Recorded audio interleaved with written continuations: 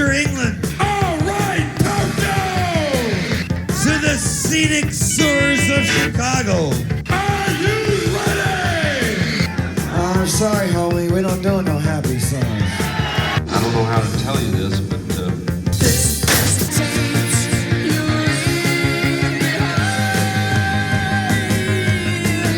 That's right. This is Tapes You Leave Behind. I am your host, Brian, joined by my co-host, Emerald. Hello.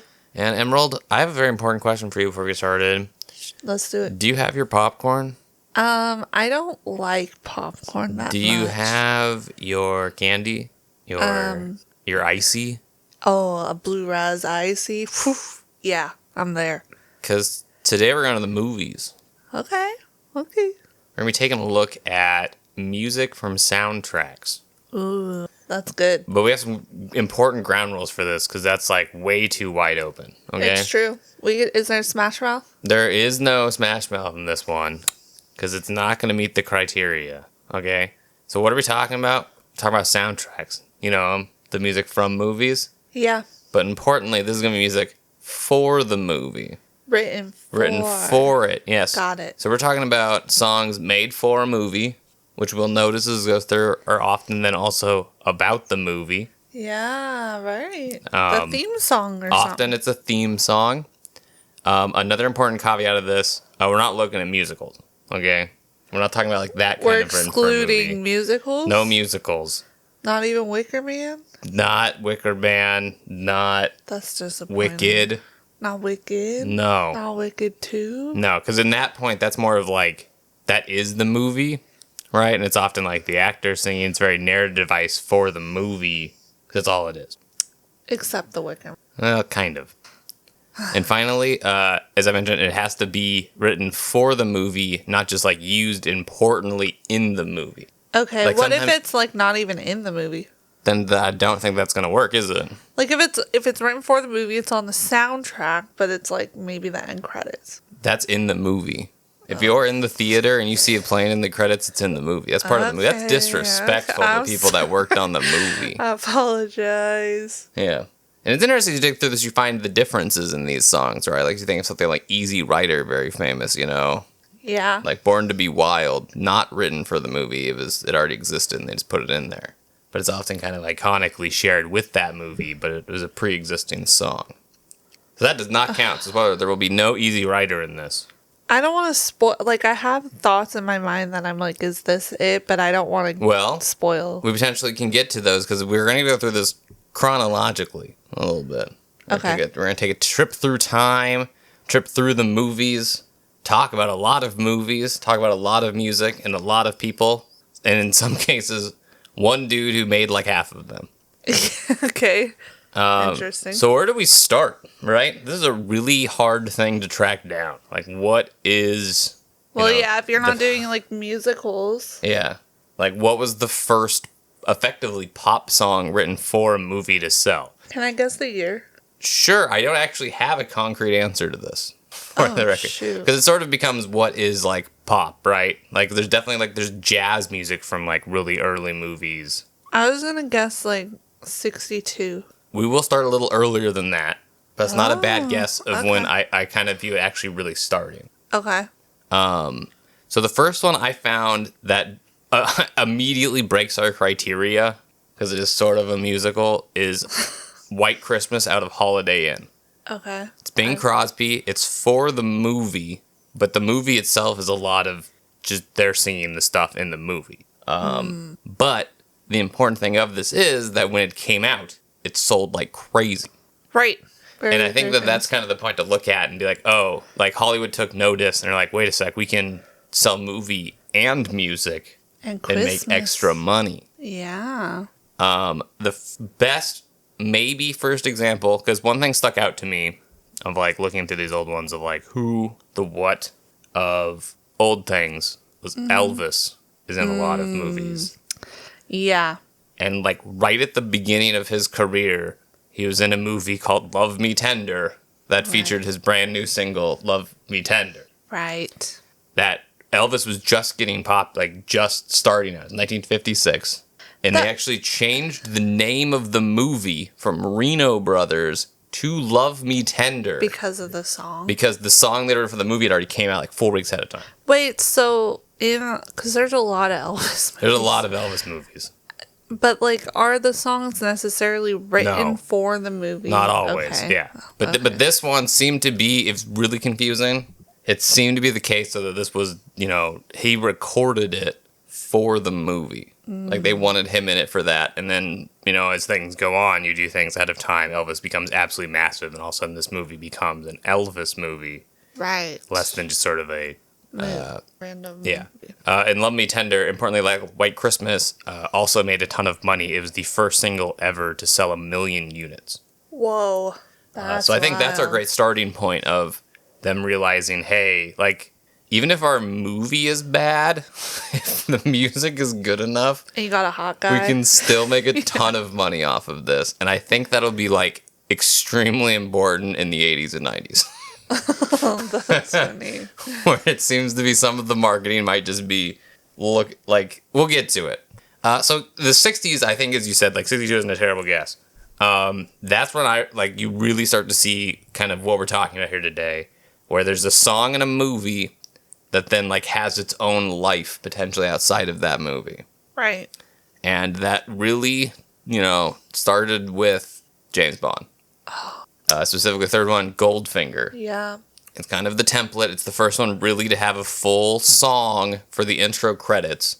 There's so many. And there's so many. And Goldfinger like kind of set a template for things of like both of Bond and then just other movies to have this like theme song about it. Yeah. In the front that then also like would set really like stylistically, even musically for a lot of the 60s. Yeah. Like all the horns and brass used in Goldfinger made a template. Mm-hmm. Not just for Bond, but for, as we would see literally in my next example I'm about to have. Of just like kind of what is pop, what is cool. Yeah. Because again, it was massively successful. Shirley Bassey does an incredible job. And I mean, they literally kept this is still going on. The most recent Bond movie still follows the exact same trend. Have a pop artist. Star, typically. Although there are a couple that weren't. But yeah. And when they talk about it, right, like, people ask who's going to be the new Bond. The next question is also just who should do the next theme song. Yeah. Like it's such a piece of the movie. It is. It is very important. Wait, so what was is Goldfinger the first James Bond? It's the third James Bond movie. So what were the first two? Dr. No and From Russia with Love both have. From Russia with Love. Dr. Love doesn't, or Dr. No doesn't really have the traditional Bond kind of. It has like a intro credits, but there's no lyrics to it, and it's mostly just a bunch of colored dots. Like they hadn't really they don't have like the full on like visual kind of, especially like the lady silhouettes you'd see for the next like 30 years. From Russia with Love changes that, but it's also instrumental. That said, that's not true. There is a From Russia with Love song in the movie, but it's not in the intro credits scene. From Russia. Yeah, but it's in the movie. They use it, but it's not in the beginning. So Goldfinger's the first one where they married the two up.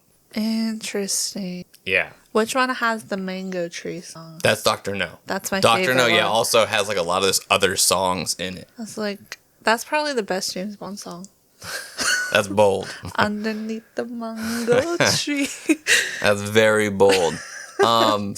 And yeah, as the 60s would go on, obviously, like Goldfinger is the standard. In 67, there was another movie, To Sir with Love. To Sir with Love? To Sir, with Love.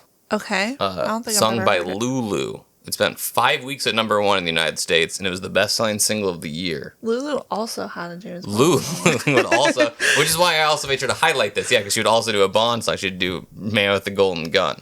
That's she's also in To Sir with Love. It's a Sidney Poitier drama about social changes while teaching in the UK. So it's a highly critically well received movie with an extremely popular theme song that I would say maybe for even more modern generation might outweigh the movie.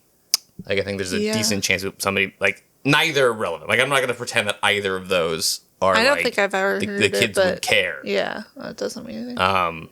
Like I know in the 90s, Soul Asylum did a cover of To Stir With Love as part of their like MTV Unplugged and brought Lulu out to sing with them. What the hell? Yeah, and it was a part of their set. Like it wasn't something they just pulled out then. It's something they would like do. That they had previously covered it. At the peak of their popularity. So interesting. The music maybe premiering there. I also made sure to note that when I was looking at this movie because I've never seen it. It sounds pretty good though. But like the tagline in the original like poster for it said, "A story as fresh as the girls in their minis." That's awesome. I was like, man, that's 60s crazy time. And movie Lulu must have been like the it girl. Oh yeah. Like to start a movie, sing the song, and then to sing James Bond. Mm-hmm. Wow. But 67 had another important movie, I think, for music. I think I have a guess. Okay. Is it Help? It is not Help. Help is from 65, 66, maybe 65, 64, around there. Both Hard Day's Night, Help, close to each other. You didn't put any of those on? I did not include them. Because they're mostly just existing songs. Stitched together music videos. Oh. They're not real movies. The movie itself isn't much beyond. I mean, they have Hard Day's Night doesn't really have a plot. What's the one that we watched? That was Hard Day's Night. Yeah. But Help at least kind of has a plot, but at the same time, it's effectively just stitched together vignettes. Yeah, there wasn't much of a plot beyond like the Beatles being good old crazy boys. Goofy. No, 67 had something else important to our thing because we've talked about To Stir With Love and Goldfinger, both very kind of traditional pop and like the grandiose, brass backed side. Mm-hmm. The Graduate came out in 1967, in which a band that would pretty soon be dubbed the biggest act around by music critics of the time, Simon and Garfunkel. Yep. Worked on the soundtrack for. And again, this was an independent movie with a critically, darling folk duo whose whole kind of stick was sort of being weird, but also extremely popular. Yeah. So for the young folk, I think this was very cool, at the time. And then, again, it's not something like you said, like the Beatles, it's a movie about the Beatles. This is a critically successful independent film using pop music, just to set the scene. And it was new pop music. That's the important thing.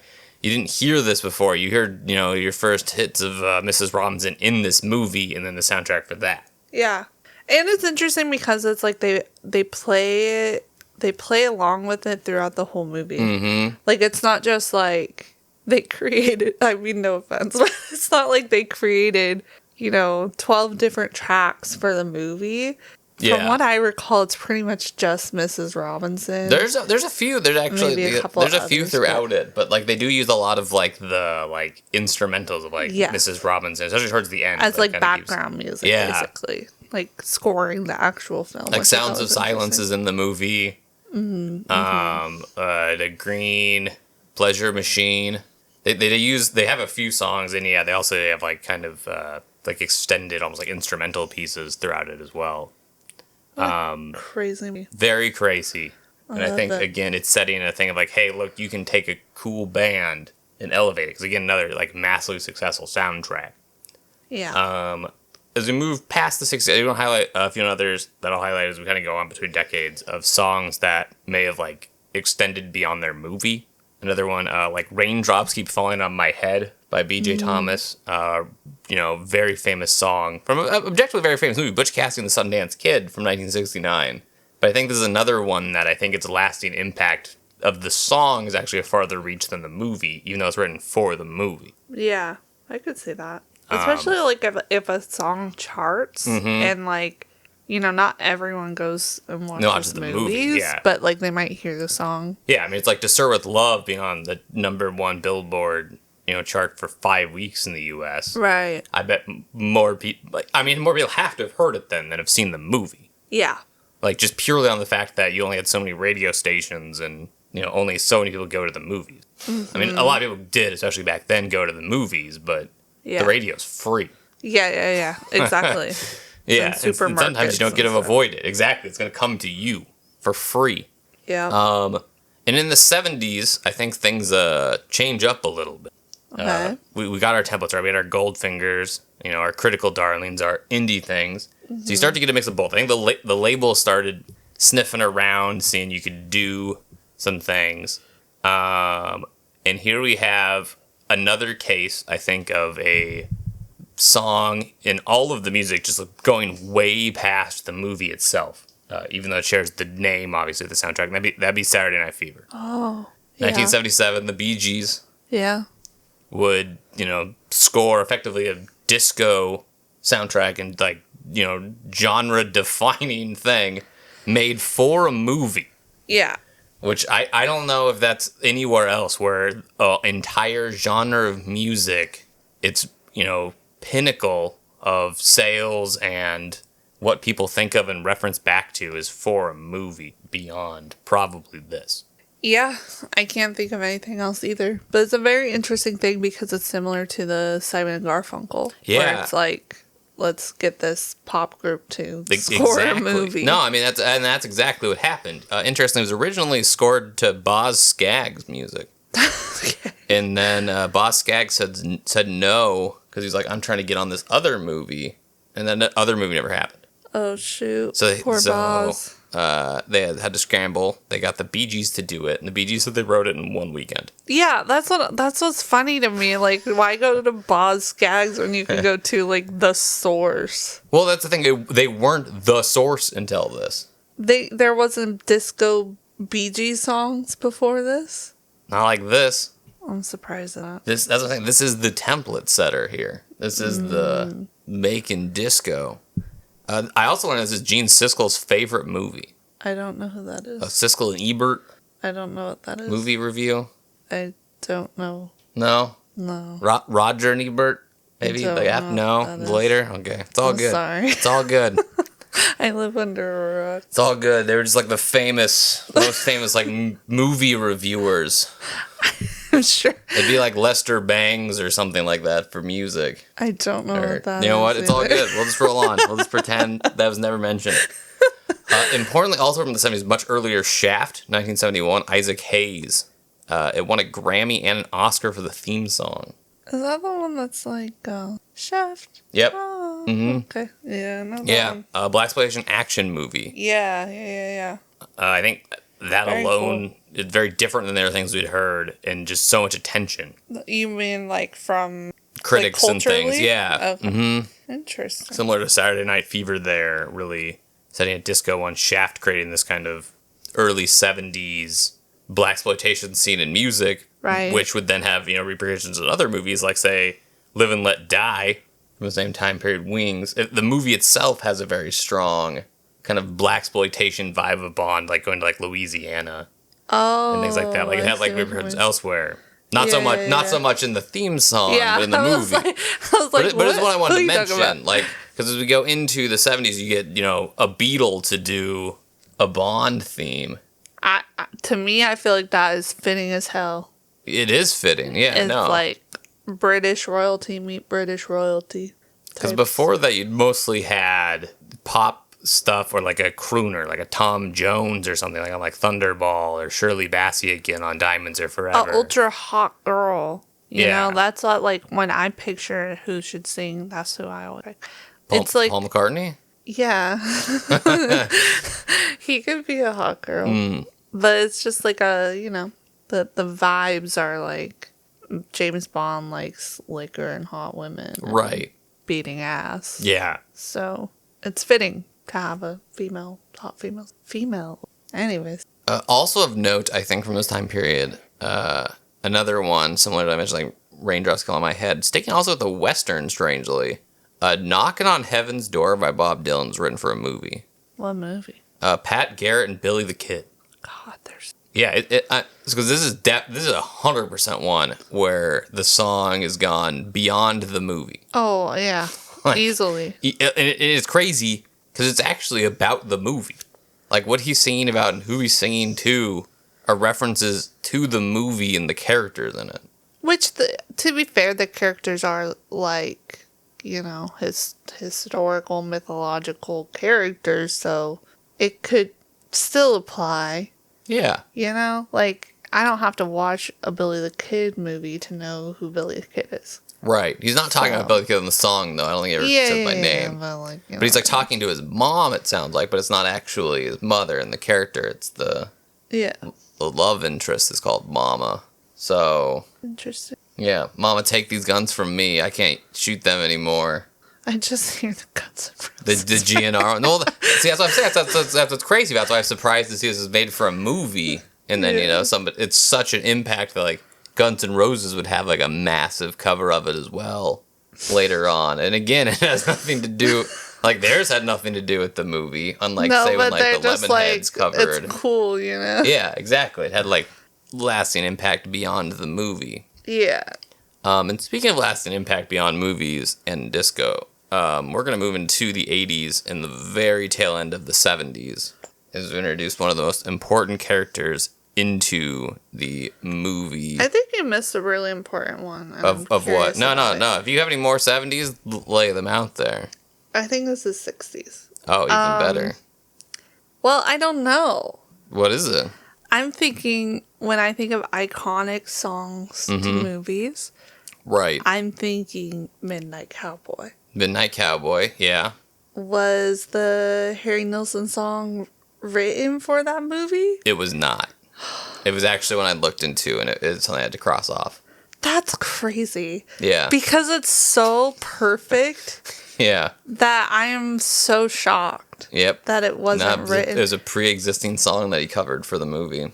But like, okay, interesting. So it wasn't written for the movie, but it was recorded for the movie, presumably. Yes, I believe so. Yeah, because originally he wanted Bob Dylan's "Lay Lady Lay," but Dylan for some reason couldn't finish the song. Yeah, I don't even wanted that, but wow, okay. Yeah. I mean, never mind. That's all good. No, see, that's the important thing, right? I talked about what is the distinction between for the movie and just in the movie. Yeah. Yeah. Wait, so we're not considering covers? I guess that makes sense because they weren't written for a movie. Yeah, there's some we'll talk about later on because I think its impact is too much of a style.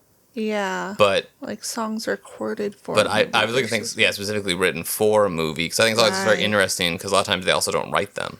Like it's also somebody else often writing the song, depending on. And then someone else sings it. Is that what you mean? Yeah, a lot of times, especially as we move to the 80s, the bands seeing them didn't write them. Like they're pre-written songs, and they were feeling out for bands to record them. That's how I feel like James Bond is. That with some songs. A lot of them. I feel like someone else writes them. A lot of them they are, and if you listen to the theme song and watch the movie, you'll notice the music callbacks to like the whole movie. Yeah. And that's because it's done, like the music often is already templated out by, whoever's scoring it for that movie. Right. Okay. Not always the case. I believe Live and Let Die is fully credited to Paul and Linda McCartney. It sounds like it was written by him, but yeah. Okay. Anyways, sorry. But no, we're going to swing right into 1980. And I mean, as I think there might be a touch of, the 70s still. Midnight Express. Spoiler alert for the movie in the 70s. But we're going to talk about Giorgio. That'd be Giovanni Giorgio Moroder. A mustachioed Italian disco and synth pop master. Yeah. Who would effectively shape everything cool that you think about of music of the late 70s and 80s. He wrote tons of, almost every hit for Diana Ross was written by him. Including, relevant to our thing, a song on the radio for the film Foxes. Never heard of it. Me either. But it was big, especially in Europe. He scored the movie Midnight Express, which got him an Oscar, which is probably why, after 1978 and onward, he would show up all the time on movie soundtracks. Yeah, that's a pretty big feat. Just ripping through some of his songs that he wrote or worked with. We'll start with Call Me by Blondie for American Gigolo in 1980, which again, probably can put that in the category of larger than the movie today. For sure. Even though that movie is very popular. Very popular. But I feel like Call Me is probably bigger. On the damn radio, you know? Cat People, sung by David Bowie, 1982. Yeah. Moroder would write that and the whole soundtrack to that movie. Did you just watch that pretty recently? Yeah. He wrote Push It to the Limit. Paul Angerman, it's from Scarface. Very big. Push it to the limit. I thought that was like... We'll get to Kenny Loggins here in a little bit. Don't worry, it's coming. I'm sure. And guess what? Spoiler alert, it's coming in this block. Okay. He also wrote other songs in the movie, including a Debbie Harry song again. So, I mean, let's talk about that. We have Call Me, we got Blondie, we have, Hanging Out. We got Scarface, massively famous, that he's scoring here. We're going to jump ahead to another movie, same year, Flashdance, What a Feeling. Yeah. He wrote the music for that song. Mm-hmm. Okay. In 1984, for reasons I'm not really sure of beyond it's the 80s, are you familiar with the 1920 silent film by the name of Metropolis? Yeah. They decided that the movie, and maybe just to appeal to a new generation, needed a new score. So they didn't remake the movie, they just rescored it. Okay. And they had him do it. And he brought in a bunch of people to sing the songs for it. And it turned it into a musical? No, I mean, it was the exact same movie, just had music, because it was a silent film, right? Just the music. And he just had a bunch of hot artists of the time come in and sing songs he wrote. And it was his new score for the movie. But were the songs, about the movie? Never seen it. But he brought in people like Freddie Mercury, Pat Benatar, and Adam Ant. That's really weird. Yeah. Bizarre. Critics seem very divided. I would guess this is probably falling under kind of... I feel like that's ass. I feel like not only is that, disrespectful... It feels like blasphemy to some extent. But it's also just, it just sounds like, I'm freaking making money moves. Of the time. Very strange. Makes sense to me. Yeah. I found a very strange thing as well in 84. Going from the solo work for synth pop, he did the main theme to Neverending Stories. The Neverending Story. Yeah, I never saw it, but I know. In which he would credit, or that would go to the singer from Kaja Gugu who sings that. I don't know what Kaja. Too Shy. Oh, yeah, I know that one. That's them. But the singer, he would do the Neverending Story theme song. Limal, I think is how you pronounce his name. He would also kind of create a duet kind of thing. A duo of him and Philip Oakley from the Human League. Okay. And they would score and sing for a movie called Together in Electric Dreams. I have no idea. But it's also one of the few ones where he's credited as it. Instead of just him writing it or, scoring it. He's singing. Right? I don't think he sings, but it's him and the guy from the Human League. Oh, I see. The listed artist. It just being the Human League and then he writes it. It's yeah, it's Philip Oakley and Giorgio Moroder. Interesting. Yeah, it's apparently a sci-fi rom-com movie. It's probably not very about that. Yeah. But as you already hit it in 1986 would bring us Take My Breath Away. Big. From Top Gun. Huge even. By Berlin performing there. And then Highway to the Danger Zone. Moroder would just do the music on this. He wouldn't write the lyrics to either of these songs, but he would write the music, which pretty crazy in both cases. The crazy bass keys of Take My Breath Away. Yeah. I think that's very good. And then just the guitar and stuff and Highway to the Danger Zone. I think that riff is pretty iconic. Though don't worry guys, Kenny Loggins did write one of the songs on the Top Gun soundtrack. He did write Playing with the Boys. Are we moving on to Kenny Loggins? Because holy, not quite. We have a little more Giorgio. We got a little more Giorgio, but don't worry. Spoiler: Kenny Loggins also a prolific songwriter doing movies, but he did write "Playing with the Boys" by himself. You mentioned Debbie Harry in another. What was the other song? Do you know? I do not remember the song from Scarface. I wonder how much she acted because she was in the one movie we watched. Videodrome. Yeah, Videodrome. I don't remember her singing in that. She wasn't, but she was just acting. So I don't think she's just curious. I don't know if she's in Scarface though. She was singing. I think she's just on the soundtrack. Interesting. So after these movies, that was pretty much it for him. You retired? Kind of actually, but he did do two what I feel like kind of important things because at this point you've scored half the movies of a decade. Yeah, I think especially ones that have long-reaching cultural impact. Where do you go from there? I would retire. Cash in. You score the Olympics is actually the correct answer. He would write the main theme song to both the LA Olympics in 1984 and the Seoul Olympics in 1988. Respectfully, who cares? Hey, that's pretty big. That's pretty Is big. it? I don't know what that is. I'd rather write the score to a famous movie than to write the Olympic theme song. He'd also write the theme song to the World Cup in 1990. Again, who cares? I mean, if you think about that, there is one Summer Olympics every 4 years. That's a rare opportunity. As far as like accolades or even like people listening and caring, I scored the Olympics.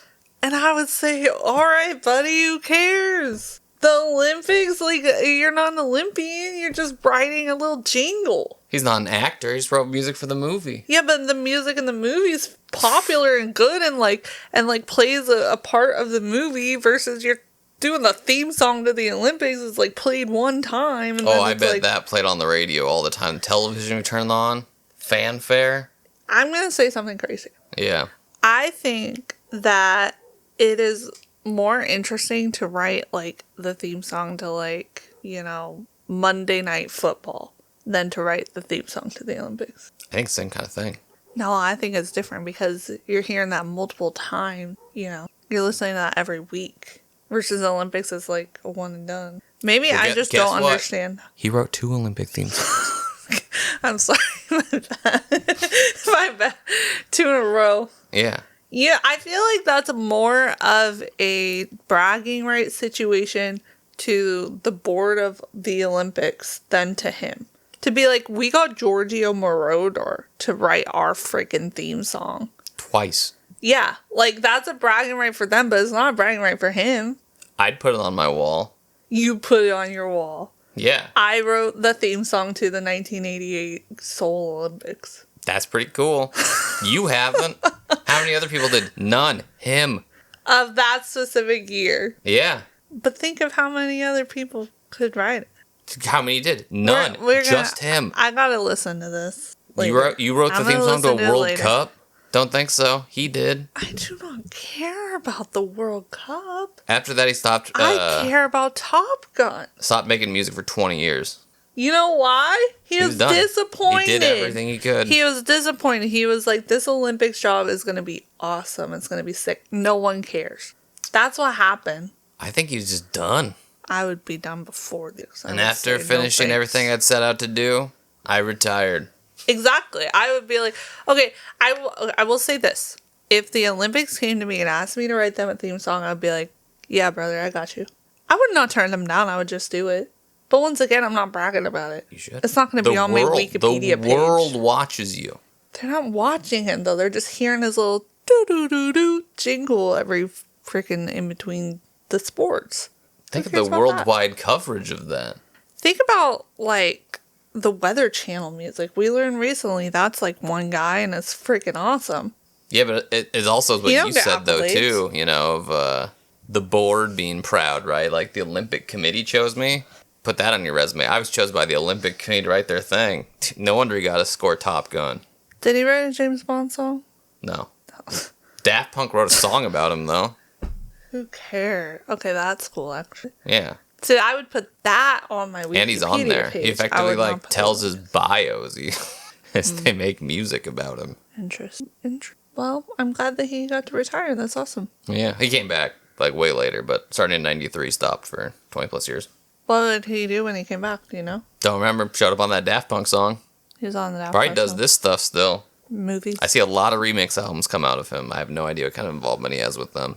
But to your point, beyond Moroder, Kenny Loggins also had a strangely large impact on music of the time period. He's great at writing subpar. They're way above subpar. Applicable. That is songs. horrendously offensive.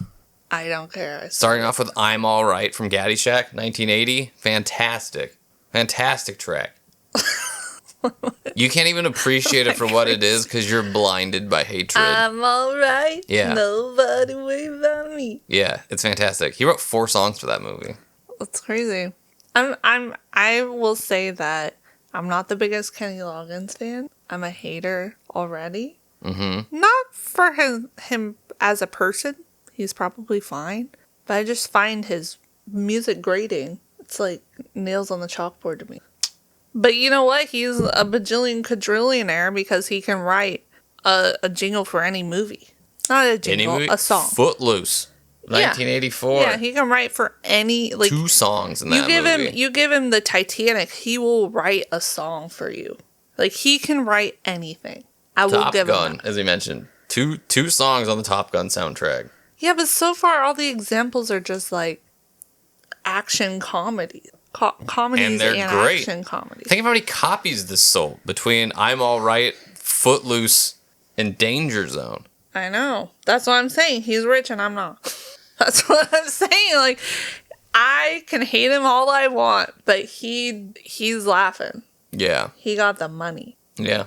So, good for you, Kenny Loggins. Yeah. And also, can you, like, write something good? I think you're just jealous. Let us know in the comments if she's wrong, because we all know she is.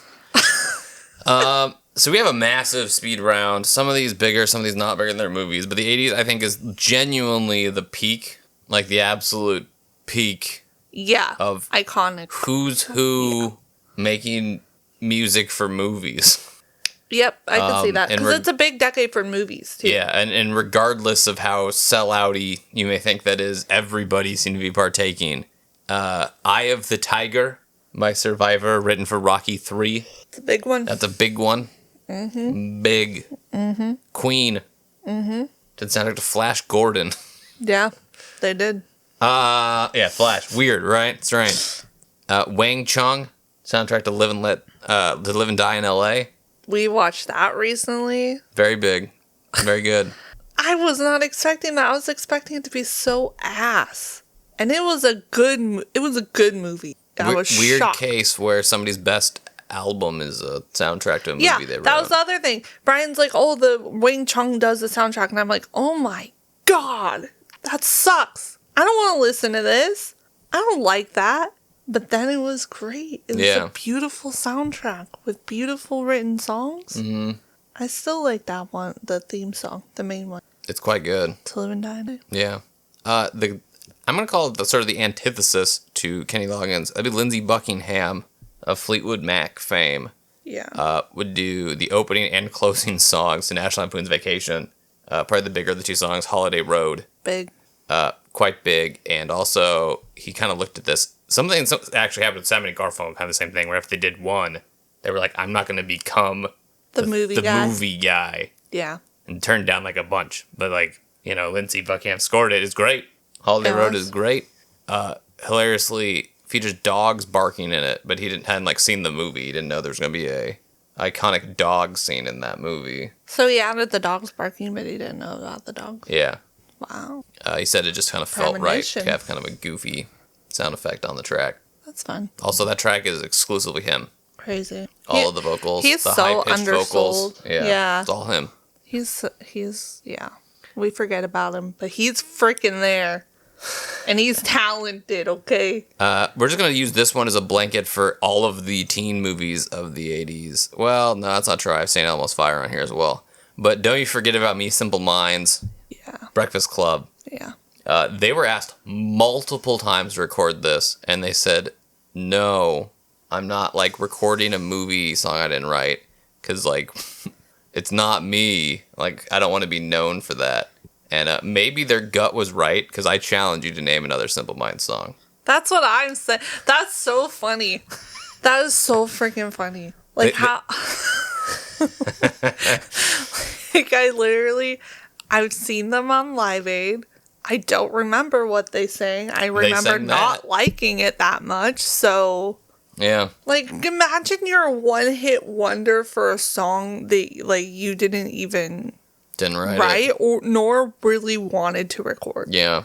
Oh, that sucks. All right, I got a good one, I think, for outliving the fame of... Like, it's not even an underground movie, but I think it's another one where the song is more famous than the movie. Yeah. And that would be Living in America by James Brown.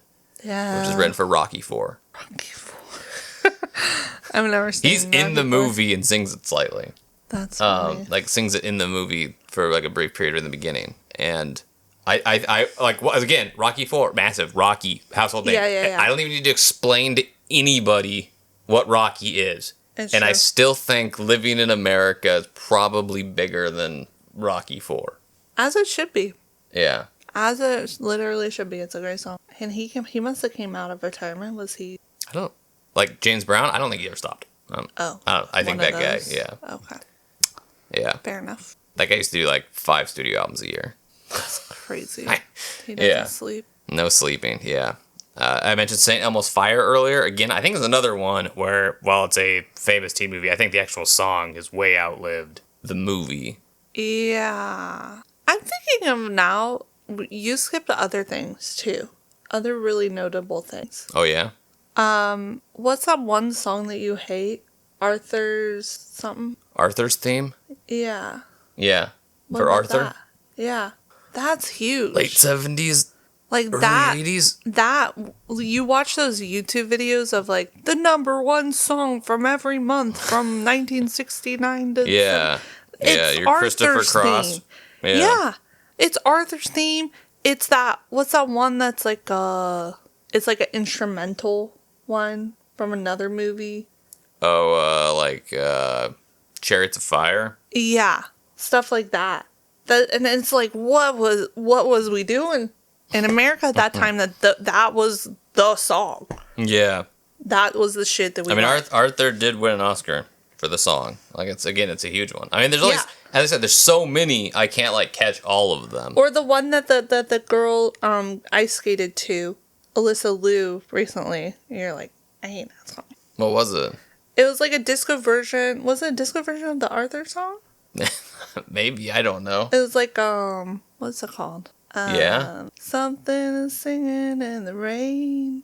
Oh, MacArthur Park. No, that's Yeah, just that one. No, that's just the song. That's It's just a song? Yeah, it's just a horrendous That's song. not a theme song? No, it's just a horrible song. Oh my, I can't believe that. It has a story in the song. I It's a thought dumb for story, sure it though. was about a movie. No.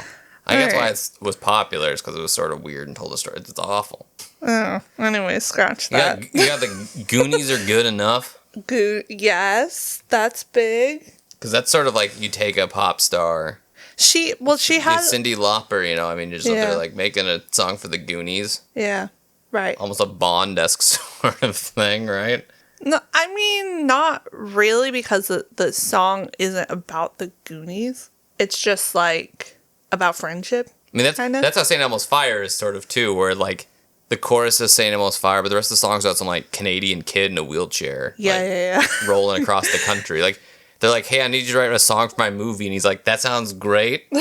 But I just saw this thing on TV about this kid rolling around in a wheelchair. So if you've ever listened to St. Elmo's Fire, you're like, what is he saying? All I need is a pair of wheels? What are you talking about? Yeah. It's not some like wheelchair kid in I don't know what Canada was- rolling across the country. That's wild. Which I wonder if like it was just existing.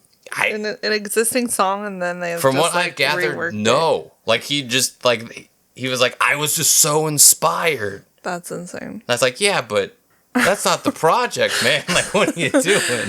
But like, yeah, the Cyndi Lauper, it's generic enough that I feel like it could be in any movie. But it's also perfect for the Goonies. Because she at doesn't the actually same say time. Goonies in it, though, right? Because she says No, good enough. Good a bunch. enough for you. Yeah. It's good enough Yeah. for me. Yeah, that's it. Yeah. It's good enough. Thunderdome. Was that the third Mad Max? Absolutely. Tina epic. Turner? Yeah. Ooh, she was great in the movie too. Yeah. There's a lot of. You didn't see it. I've seen Thunderdome. You have? Yeah. It's a great movie. That's got to be one of the weirder set of movies. Like Mad Max? Oh, Mad Max. absolutely. Like one. It's like an epic. It's like Homer. It's like a Homer-esque epic, but like apocalyptic. But like it doesn't really matter that it's apocalyptic. It's weird. The first one could just be gangs. Like it doesn't Yeah. really. It's Yeah. just like low oil or whatever supply. Yeah. And then by the third one, it's like fighting pits and like tribes and things. Where the first one feels like it could just be in the outskirts somewhere. You're just out in the middle of nowhere. It could be in any time period. Yeah. Like they could literally change the setting to be any time. I guess you could do that with any movie. But anyways, Scream song. You got any other crazy 80s ones before I wrap up this decade? Let me think here. I mean, a lot of the Brat Pack movies, I think, were existing songs. Yeah, there's a lot. Like Pretty in Pink is named after the song, which is and not the other way around. So that kind of scratches it off. I feel like But those are that most would be iconic. your "Don't You Forget About Me." Yeah, right. Yeah, I know. I was just thinking like they all have iconic soundtracks. Yeah, that's definitely where you'd yeah. sit down and you'd have to go song by song. A lot of them are going to be pre-existing, but not all of them. Yeah. And there's also some I think that are covers on some of them that are written for the movies. Like I think it was John Hughes, yes, like Planes, Trains, and Automobiles. Mm-hmm. I think Steve Earle's cover that he does in it was for the movie. Right. But obviously not written for it because it's a existing country I mean, we song. could sit here with every James Bond song, but I mean, maybe. I think actually, you mentioned that. I mentioned Paul, Wings doing like Live and Let Die in the 70s. I think the 80s is even more. Yes. Where they said, like, because at that point, like, Paul's cool, but like, he's an existing quantity. The Beatles are 10 years old, like he's old, huge. broken up. He's a superstar. But he's not like hot and fresh. It's not like the kids think. Duran Duran does a Bond theme in the 80s at like the height of Duran Duran. They then take that to Aha for the next one. Yeah. Like you can tell they're trying to gamble more with like what is like really hot and like on the like cutting edge more than anything, especially like in the 80s. Yeah. The Duran Duran one is like one of my favorite James Bond songs too. Very good. And like it's so good that like they play it live. Like it's like one of their it's both really good songs. And a hit. Yeah. And which is saying a lot because Duran Duran has a lot of songs. Mm-hmm. Aha, what was that one? Living Daylights. Oh, Living Daylights. That one's pretty good. It's okay. And then we get into Pierce Brosnan. Yeah, in the 90s. So that's the next decade. I can't think of any other 80s. I'm sure we missed some. Oh, there's tons. Please let me know in the comments, like, what are your favorite ones or, like, anything surprising? Because, again, like, I think the 80s is, like, the straight pinnacle of music and movies. Music and movies. And, like, and I mentioned, like, even something like I mentioned To Live and Die in L.A. Like, I don't think that's, like, a well-known thing. But, again, like, Wang Chung did the entire soundtrack. So there's this whole soundtrack by an artist. Yep. Was good, and semi-popular at the time that it changed forgotten effectively. It changed my opinion on Wang Chung. Yeah, and there's probably tons of stuff like that out there. But I have one more in the 80s before we leave, because I think it's a sign of the changing times, especially in the 90s, and that is Fight the Power by Public Enemy. 1989 for the movie Do the Right Thing. I didn't remember it. Yep, and that's why I made sure to include it, because it's hip-hop. It's political. Yep, it's political, and it's huge, and Do the Right Thing, again, huge, but the disconnect of it's for that movie. I don't think I've heard. That's on me, though. I mean, as you can tell, I learned a rock, but... Yeah. That reminds me, what about Purple Rain? Yeah, I was on the fence of Purple Rain. It's another one of those, like, help and whatnot, where it's, like, just Prince being But sure, cool why not? Just throw it on the pile. Again, like, just throw it on the pile of 80s stuff where, like, some people probably don't even know there's a movie to go with the album. Like, because the album sold so many... In today's day and age, there's probably people who don't know there's a movie. Okay. Anyways, 90s time. 90s time. This is where I started to wind it down a little bit. Because I think when we get into the 90s... I have at least one 2000s. It changes a little bit. Helpful. Especially when we get into the 2000s. I think it still happens. It's kind of dead. But it's different. Yeah. It's different. I think that they realize, hey, you have to pay people to like get new music. Yeah. And like why the hell would a pop star want to like score your dumb movie is how it's not as common. It's just different. It's just different. I think that's the important thing. And it's they much have to more care. I think they learned that you don't need to write the song for the movie. You can just go to the label and be like, this is what I want. Yeah. Who do you want to highlight? Right. That's how we'll just blend the 90s and 2000s together then. Because you mentioned Shrek, and I think that's what happens with the majority of the Shrek soundtrack. It's Shrek time. Is they just went to the like a label and are like, this is my thing. Like, what kind of artists can we slot in, here? Especially for like animated things like that. I think there's a lot of like, like the Baha Man, like Who Let the Dogs Out was a song. Yeah. But I think like you just jam it in movies and stuff because it's like hot and cool. Especially like kids' movies. That said, especially in the earlier chunk of the 90s, I think we still had a lot of the 80s thing. And we had, even to a greater extent, some where the soundtrack was almost a selling point. Three I jotted down, Lost Highway. Never heard is it's the Twin Peaks, Blue Velvet. David Lynch. David Lynch movie. It's got like 9 Inch Nails, Chris Cornell. I think Marilyn Manson's on there. It's just one of those where the soundtrack, something like it's loaded, yeah. is loaded with stuff on just that soundtrack. Yeah. So you have like something like that. You have something like Singles, which is like a grunge who's who. The whole like you album. want to talk about like perfect timing of things. I mean, it's got Pearl Jam in the movie, not as Pearl Jam, but they're in it. I think Soundgarden's in the movie too. I've never seen Alice it, which Chains. is kind of the soundtrack features Alice in Chains. Yeah. But this is where it also blends really weird. Like Cameron Crowe. So they're like songs for the movie, but they're definitely not written for the movie. Yeah, they're clearly just You're like cutting, they were cut tracks or other things they're just including. So that's like why I don't really want to highlight too much. It does sort of break the rules. But it does highlight the change, I feel like, in the 90s and into the 2000s. Is a lot more like, I'm going to make my soundtrack out of popular, hot artists. Yeah. And in both these cases of Lost Highway, Singles, and I can't remember Cameron Crowe's movie like before Singles, but it's the exact same thing. Where it's like unique songs on the soundtrack that aren't necessarily written for the movie. Yeah. But they're only on the soundtrack. Like the Pearl Jam song. It's like one of their most State of Love and popular Trust songs. Well, maybe not one of their popular. Well, I mean, at the time though, it's huge and it's a great song, and it's from it's not on any album. It's from the soundtrack Singles. But it Paul wasn't Westerberg is on there. Yeah, it wasn't written for the movie. The Love Mongers, which is like Heart but not. Do some like Zeppelin covers. I think it's solo Chris Cornell on there as well. Would debut on there ahead of Dirt. Yeah, I know. It's freaking crazy. Which is their most, I would say, 100%. famous song. And probably because it's on there. Yeah.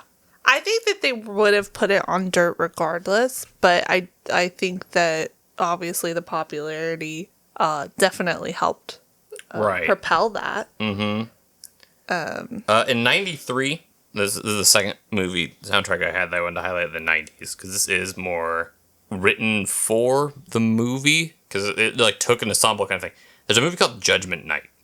Never heard of it. Yeah, that's fair, because I think this is the case where going the opposite direction of what we talked about earlier, where you can resurrect a movie by just making the soundtrack interesting enough. Because what they did is they took a bunch of popular metal acts, or like alternative rock acts, and a bunch of popular hip-hop acts, and made them each do songs together. That's crazy. So the soundtrack has a bunch of music. Some may or may not be covers, but they were all done for the movie. Okay? Mm-hmm. So it starts off, we got Helmet and House of Pain doing a song together, which, does it get any more 90s than that? I don't know. Then Teenage Fan Club and De La Soul, which that's crazy. That's like indie rock dream right there. Yeah. Living Color and Run DMC. Interesting. Although, like, I feel like Living Color is very funk. Yeah. Oh, yeah. That's the other thing. That's a great mashup there. Yeah. We had Slayer and Ice-T, which was cool. I mean, Ice-T's Bodyguard had a lot of metal, I feel like, to it for being hip-hop already. So I think that's a great combination there. Produced by Rick Rubin. Why not, of course. I think I'm thinking of, never mind. I think I'm thinking of Anthrax. Remember they had a collab with anyways, sorry. Oh, no, it's all good. And what I can only assume is foreshadowing the episode of The Simpsons, we have Sonic Youth and Cypress Hill together on a track called I Love You, Mary Jane, because of course it is if Cypress Hill is involved. That's funny. Mudhoney and Sir Mix-a-Lot. Hey, you know what? Pacific Northwest representation. You got 2 CLs? Yeah. That's Dinosaur Jr. and Del the Funky Homo Sapien. Okay. Yeah. And we had, because again, it's 93, we have Pearl Jam and Cypress Hill. Cypress Hill got 2? Yeah. Wow. Interesting. Yeah. What was their song called? That was called Real Thing. Oh. I have not heard it. I haven't heard any of this. We're going to have to I Pull it have up. the Dinosaur Jr. one on like some extended version of one of their albums. Do you like it? It's not bad. I can't even imagine like hip hop and Jay Mascis guitar. It's not computing in my brain at all. Yeah. And then the next year, you can really feel the tones shift, right? We go from grunge into Grunge more dies pretty quick. industrial. The next one I wanted to highlight of, again, a movie that some people really like. I thought it was fine. Where I think that they intended, again, to have the soundtrack really move units. Yeah. And that was The Crow. I'm going to say something. I think that you're a hater Uh-huh. of, I mean, everything good, but especially like when it is unserious. I think the problem with that movie is it is serious. Well, it is, but it isn't. You don't see the craft, the cheese of it, you know? Yeah. You just think it's nerd stuff, it's boring. But really, it's like, you know, awesome. I Right. also really like the comic book that came after. What was that called? Putrefaction? Or Well, I mean, it is based off a comic book. Like, the original Something. Crow is a It's is a comic awesome. book. It's awesome. And it has like all the best tropes of like, you know, dead wife flashbacks and like the one-liners, the cheesy Right. one-liners. And then it's got the extra added lore of like the supernatural stuff happening during production. Mm-hmm. And then the soundtrack is just killer. I was hoping you would talk about The Crow. If you couldn't tell. The soundtrack is just like a perfect little time Right. of just like, that is what that year sounded like. Mm-hmm. And it's awesome. No, I mean, that's literally, that's why I wanted to. The costuming, the makeup. I love The Crow. The sequel, horrible. I don't think I've ever seen the sequel to it. No. Didn't they just remake it a few years ago too? Yeah, they just remade it and I won't watch it. But like The Cure Yeah. was like the big single off of it. I believe written for the movie. I don't know, but I believe it. But it's a time capsule again of Stone Temple Pilots, Nine Inch Nails, Rage Against the Machine, Violent Femmes, Helmet again, Pantera. We're getting angrier and a little more industrial as we move into the goth the world movie, of The Crow. yeah, is the very- movie is so like gritty and like, you know, leather everything and right. so good.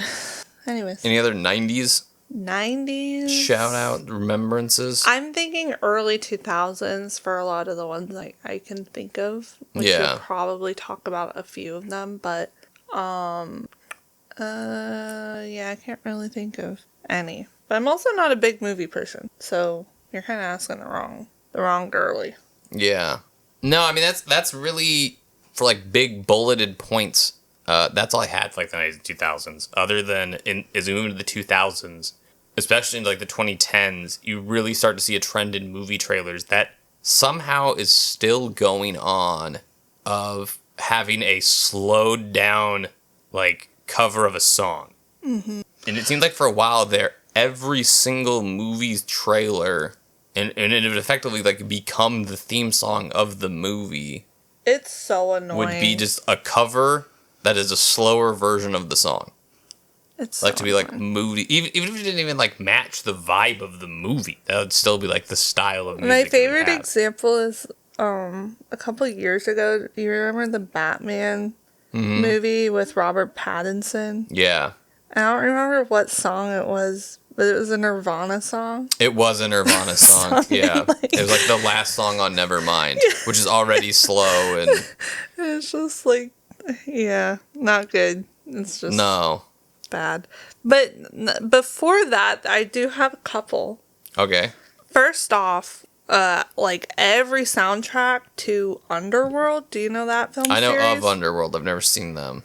I would imagine it's going to be in a very similar vein of The Crow, Yeah, purely going off the aesthetics of the movie. yeah, exactly. So, 1 second. I'll try to In the pull it up. meantime, you mentioned Shrek earlier. Shrek. 2 did have a song written for it, and that was Accidentally in Love by the Counting Crows. Yeah. But that wasn't the original. They originally wanted Weezer to do a song for that movie, but they ended up rejecting whatever it was Weezer wrote for the movie. That's crazy. That's crazy. They're like, nah, this is bad. So I will say, I'm going to highlight two things. First off, the first Underworld movie and similarly, the first Resident Evil movie. Okay. Right? So the first Resident Evil movie came first, 2002. Yeah. That movie had music in it? It had a soundtrack. Okay. I think a couple of these you can hear throughout the movie, but just like the instrumental parts. My brain just kind of remembers like electronic.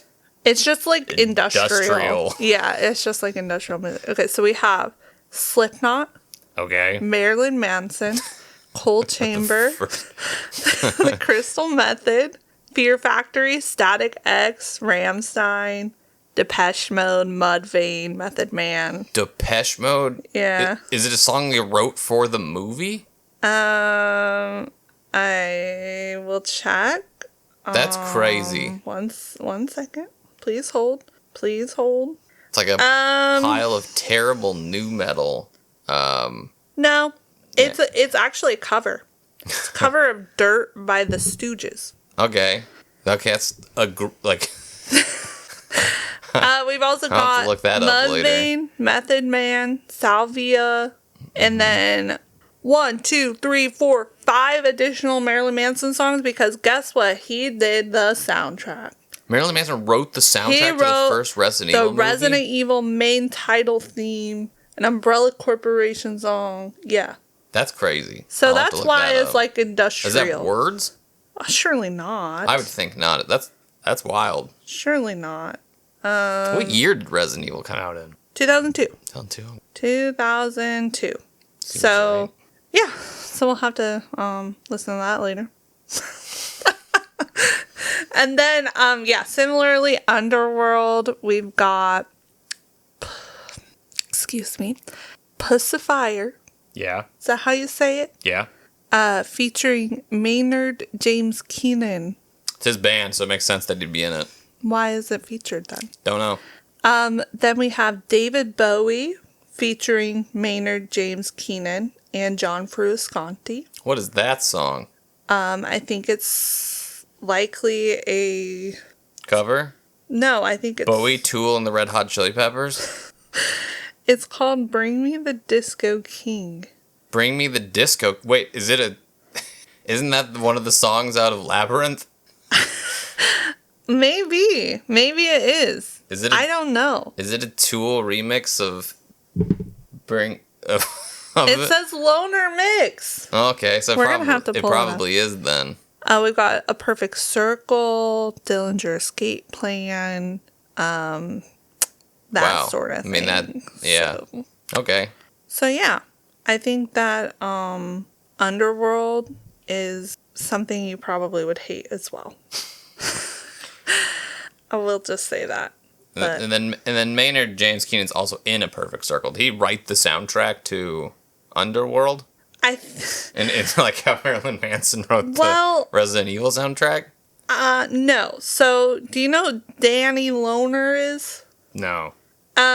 He's he's 9 Inch Nails and A Perfect Circle. Okay. He was inducted with 9 Inch Nails, so he must have been very critical during at least the early period. So he wrote the whole soundtrack. Okay. So I think that's why his vocalist. Exactly, he's pulling in. And apparently this is the other thing that I got confused when I just pulled this up, because I have very vivid memories of Evanescence being involved in Underworld. Like when I think of Underworld, I think of Evanescence. But apparently they're not on there. And so I'm confused. But it says that Amy Lee worked on 3 songs on the soundtrack, but her vocals were removed due to issues with her record label. However, she appears in the ending credits still. That's wild. That's crazy. Wow, drama. Big drama. Okay, the last one that I can think of is, what's it called? Submarine? Submarine? Remember? Oh, Alex Turner. Yeah, Alex Turner does the full soundtrack to this movie called Submarine. That feels like a more modern, sort of in the vein of The Graduate. Exactly. Where you're getting a popular artist Yep. And then in this case, I don't know that he'd done solo things before that. No, and not really since. Yeah. So yeah, and I'm guessing it's also kind of a like friend situation because Okay, he's helping out his like buddy. Well, it was made by Richard Ayoade. Interesting. Okay, yeah, the very comedian popular, dude. famous guy. IT crowd. Yeah. So I'm guessing that he pulled some strings, but yeah, he does the full. He doesn't do like the actual score, but he does all of the songs that appear in the movie. Now, if I recall correctly, there's stuff on Submarine that becomes Arctic Monkey songs, or is it that they become the Last Shadow Puppet songs? No, so I know that at least I'm trying to pull up. And I guess if we didn't say it, Alex Turner is the the lead singer and principal songwriter for the Arctic Monkeys. So I knew that like at least Pile Driver Waltz. Okay, that's in that movie. And I'm trying to make sure it is, and I'm not crazy. Yes, it is. So Pile Driver Waltz was on Suck It and See. Yeah. So that became an Arctic Monkey songs, but the other ones I don't think did. Okay. We have Stuck on the Puzzle, Hiding Tonight, Glass in the Park, Hard to Get Around. I don't recall those. I don't recognize any of those from being a standalone Arctic Monkeys track. There's also a song called Lux Eterna on there. Lux Eterna, huh? Someone better call Metallica. Yeah, so that's the like most recent one I can think of where I was like, that's weird. You know, this musical artist is doing that. And to be honest, it's the only reason why I watched that movie. Right. Because I was obsessed with Alex Turner in 2010 and watched it because of that. So it was a mid-movie. As I said, like you can, your judgment night. You take a, movie that maybe you're concerned about. Yeah, this is probably not going to do great. And you spend a lot of money on the soundtrack to help drive through both ticket sales, and then you can just sell the soundtrack. Yeah. Yeah. Yeah. So I think kind of a similar, probably not as extreme, because it's just like one dude. One dude. but I think it was probably a fun project, I would assume. Yeah, especially when it's like an indie film, you see a lot of kind of artists, especially in the indie world, do it, and I think they view it as that, as a sort of a project. I have another and one. And I'm sure it's, as you said, like it's sort of, at this point, kind of storied, right? Like you go all the way back to Simon and Garfunkel and like through, you're like, this is my chance to make a soundtrack. Because it can become, the most famous thing you did potentially. I have a very recent example that just came to mind. Sorry to interrupt you. It's Japanese Breakfast, My Baby. Have you heard that? No. Oh. Well, it's a song. And they wrote it she probably wrote it for The Materialist. You heard that movie? Nope. It's this one with, what's her name? Dakota Johnson. And, Pedro Pascal. Very new. 2025. Yeah. Yep. So that's a great example. Because they literally wrote that, and it is a subpar song. I will say that. It's just like the same words over and over again. But they wrote it for the movie. Mm-hmm. Which, as we have discussed, yeah, and I think that brings to my final question then of like, where does it go from here? Like, do you think we'll end up in a period again akin to the 80s where everybody is writing songs for movies again? Or do you think we're gone past that? Do you think it's going to be less common? Because I mean, Japanese Breakfast is popular, but I don't think she's Tina Turner doing Thunderdome. No, she's not like already at the top, than making like the big budget movie of the year. And to be honest, I don't think that. Because I would think back like to last year, if you just like think through movies. Can you think of one? I mean, you listed one, but like of a huge artist doing a song for a movie, and then that song is good. No, because I have two things. First off, I don't think that movies have songs anymore. Like, there isn't a movie that just has, like, a pop song in it. It just doesn't happen. Yeah. Like, they're scored, but I can't think of... And again, I don't watch a lot of movies, so I'm probably not the best person, but I can't think of a movie where I've watched recently that had a song in it. I think they've and not all been just the score. case where it's just it plays at the end credits. Like I'm trying to think back. I mean I know can't there think of have that. been some, and I think they've all been the case where it's recently enough at least where it's been as it's a slow cover and it just plays over the credits again. Yeah. Like it's not super recent. It's like 10 years probably, but like Maleficent had Lana Del Rey doing a like well, after that. well, she's done more recently too. Yeah, like the same sort of thing. But typically, yeah, they played it in the credits, and it's another like slow. The Great Gatsby. Great Gatsby's actually a good case then of the case of the old one where it's a bunch of artists doing songs for the movie, and that album easily is like more revered than the movie. The movie was panned Yeah. pretty terribly by critics. It was considered to be very bad. But the soundtrack is very popular, if not because of Lana Del Rey being on there. One of her best. Yeah, Okay. and I mean, there's like super like deluxe versions of the soundtrack you can get. Like they have like really fancy like vinyl versions and all types of stuff because the album sells, but the movie was Also, not. I guess one example recently is the Barbie movie. Okay, yeah. That had quite a few original songs in it. I didn't like them much, but like, you know, Yeah. that song's like about Barbie, about the Right. movie. Not in a musical way, but other than that, I can't think of any. Because I would mean, think, yeah. because what original song went to K-pop Demon Hunters in this Yes, last Oscars, but that's more like a that was the musical. musical for the song, like for the movie. Yes, exactly. So I think, yeah, we're at that point again where they're just not making as many. But we also have the benefit of time. Like we just looked back through, I can condense all of time periods into them. But Yeah, but I think you can see a big trend. oh yeah, for sure, A because huge trend. you find like your soundtrack anything new, they're just not on. There's just no songs. Yeah. I'm just gonna. I know it's like generalizing, but like I just can't think of anything. It's all been just like soundtracks, you know. Like if this is bad, but I feel like the most recent movie we watched was like Nosferatu, Yeah. and it's a bad example, but like that definitely didn't have any pop songs in it.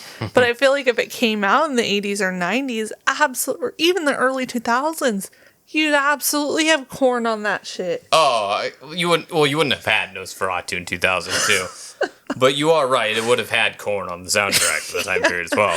Like it's gonna have like You just had those tie-ins. Depeche Mode Yeah. in 1988. I you know? think that form of cross marketing is just dead. I do too. I think they're just completely separate now. I think that very rarely you'll see a pop star act or like even have a cameo in a movie or TV show. But I think that's kind of the extent to it, which is interesting because we have a lot right now of like movie stars that also sing, like Sabrina Carpenter, for example. She has a background in acting, but she's really, really famous for singing right now. But like, Yeah, you're Wicked. Like yeah, with, Ariana Grande. Ariana Grande, which she Yeah. makes a lot of music and acts. So, but you're not seeing it outside of Wicked. Like you're not seeing like Ariana Exactly. Grande making a song for a movie and then being in it. Really, you're not. Yeah. You just aren't getting that. We should have another episode of like visual side of music too, because that is becoming more and more popular. A la Beyonce. The visual side. Yeah, like Beyonce has full visual albums. So it's kind of like you mean a music video? it's kind of like did you watch Lemonade? I watched it. I listened to it. Yeah, see this is what I'm talking about. So, it's like a movie kind of. It's kind of like you were talking about like a Purple Rain. Like it's like kind of an extra long music video, but they're all interlinked.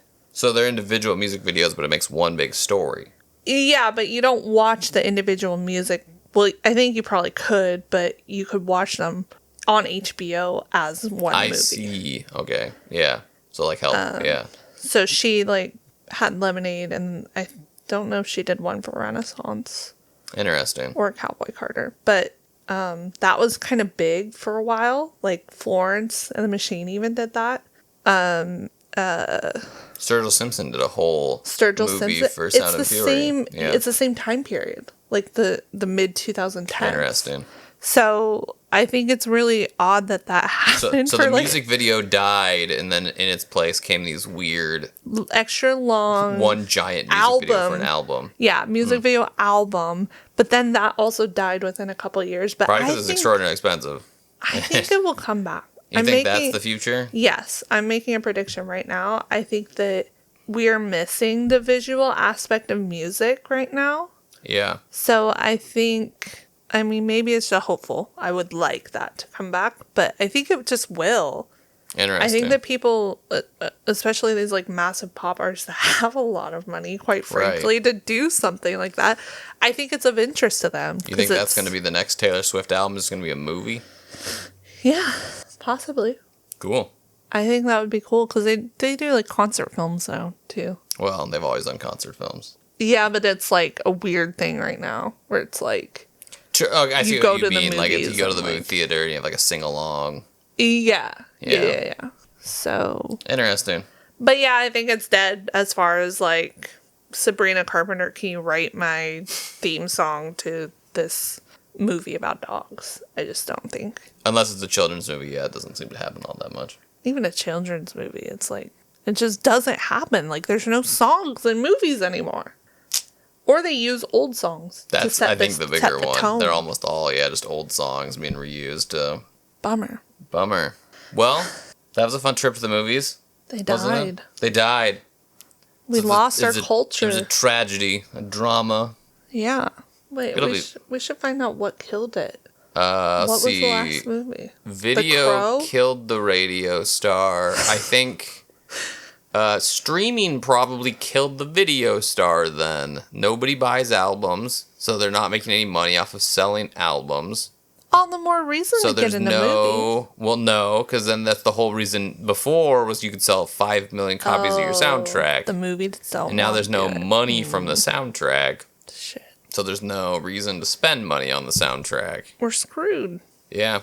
The musicals are the only ones holding up. So get ready for AI to take over and make all your music and movies now. I don't. I don't think we get a choice. I choose not to. You know that when I have to look up ambiance music when I'm working, I have to look up no AI. I have to say fantasy music ambiance, no AI. Because the number of videos that come up with this AI generated music, AI generated imagery is so wild. It's insane. Yeah. So maybe they are taking over already. Maybe they are. Oh well, that's a depressing thought, but we'll leave you with that. As I said, it's a massive topic. If you have any, that you missed or want to, discuss about in the comments, do let us know. Mm-hmm. Otherwise, I thank you for joining us on this trip to the movies, and we'll catch you next time with another zany subject. We're getting crazy with it. Bye. Bye-bye.